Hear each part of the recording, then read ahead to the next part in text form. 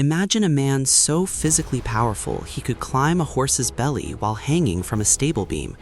A man so brave he held a bridge alone against an entire squadron of enemy cavalry. And a man so honorable he stood up to Napoleon Bonaparte himself. You know his son's stories, the Three Musketeers and the Count of Monte Cristo, but those legendary tales were actually inspired by the real-life adventures of the author's father. This is the story of General Alex Dumas, the highest-ranking black officer in the history of a white continental army, a man history tried to erase, but whose legend refused to stay buried.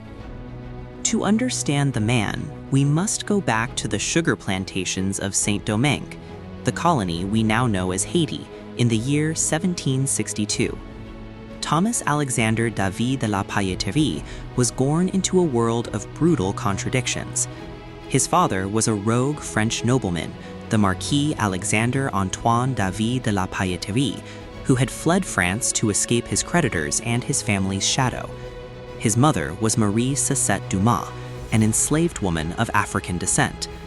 Under the laws of the time, Thomas Alexander was born into slavery, a property of the French crown, despite the noble blood in his veins.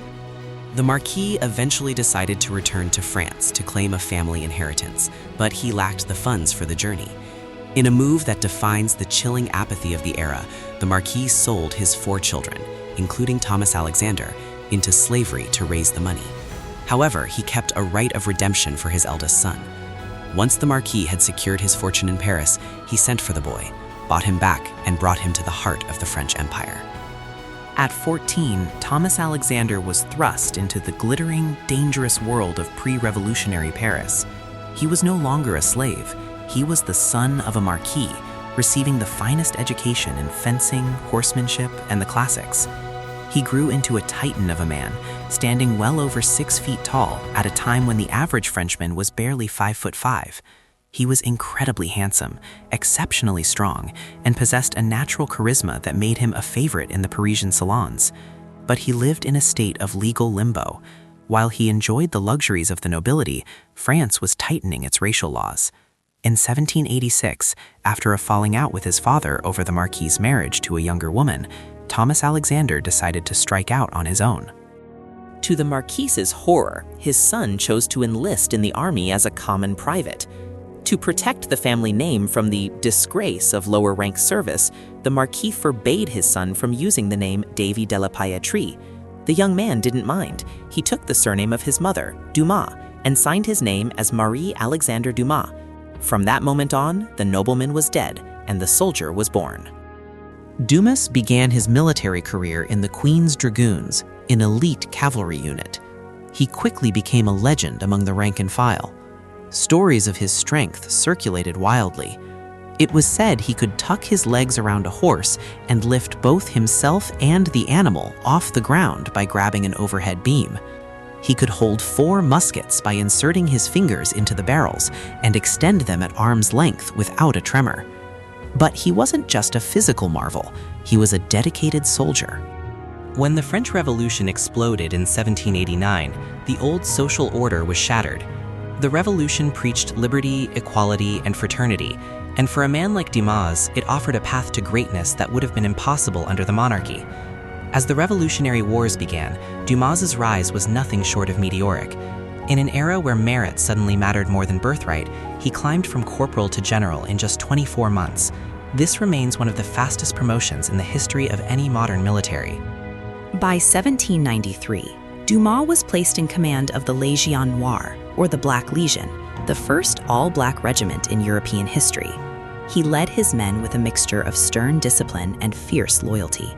His reputation grew during the defense of the French frontier. In the freezing heights of the Alps, Dumas performed the impossible. He led his troops through waist-deep snow and up sheer icy cliffs to capture the Little St. Bernard Pass.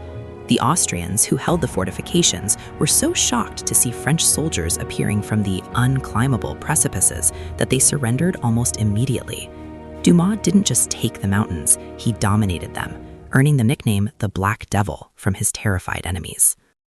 As the revolution transitioned into the rise of Napoleon Bonaparte, Dumas found himself serving under the ambitious young Corsican during the Italian campaign. It was here that Dumas performed his most famous feat of arms.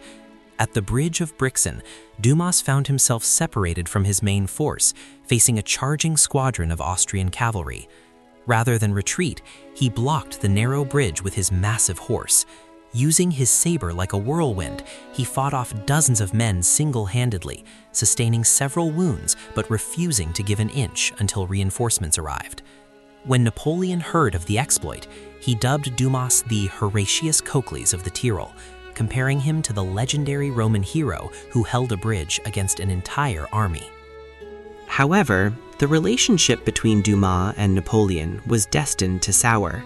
Dumas was a true believer in the ideals of the Republic. He fought for freedom and the rights of man. Napoleon, meanwhile, was fighting for Napoleon. The friction came to a head during the Egyptian campaign of 1798. As the French army struggled through the desert heat, plagued by thirst and disease, Dumas was vocal about his concerns.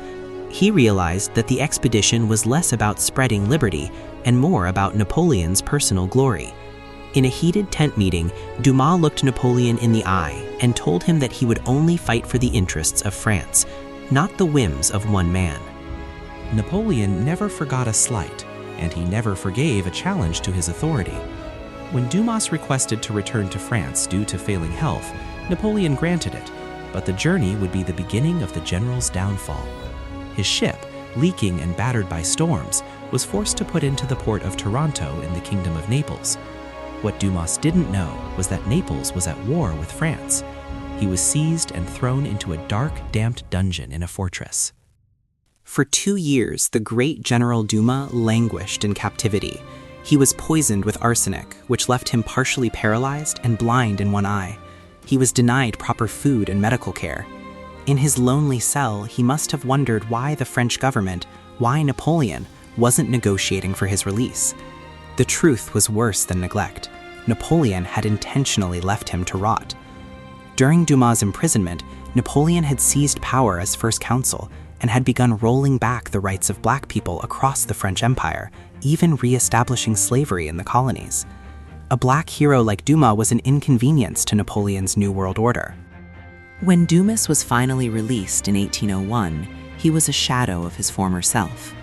The man who could lift a horse was now crippled and frail. He returned to France to find his rank stripped, his back pay withheld, and his legendary exploits being scrubbed from the official records. He retired to the small town of Villers-Tartaret with his wife, Marie-Louise Labourette, and their children. He lived his final years in poverty, writing letter after letter to Napoleon's government, asking for the pension he had earned through blood and valor. Every single letter went unanswered. General Alex Dumas died of stomach cancer in 1806 at the young age of 43. He died nearly penniless, forgotten by the country he had defended with such ferocity. He left behind a 4-year-old son, also named Alexander.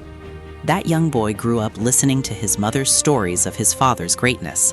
He heard about the bridge at Brixen, the frozen cliffs of the Alps, and the treacherous imprisonment in a Mediterranean dungeon.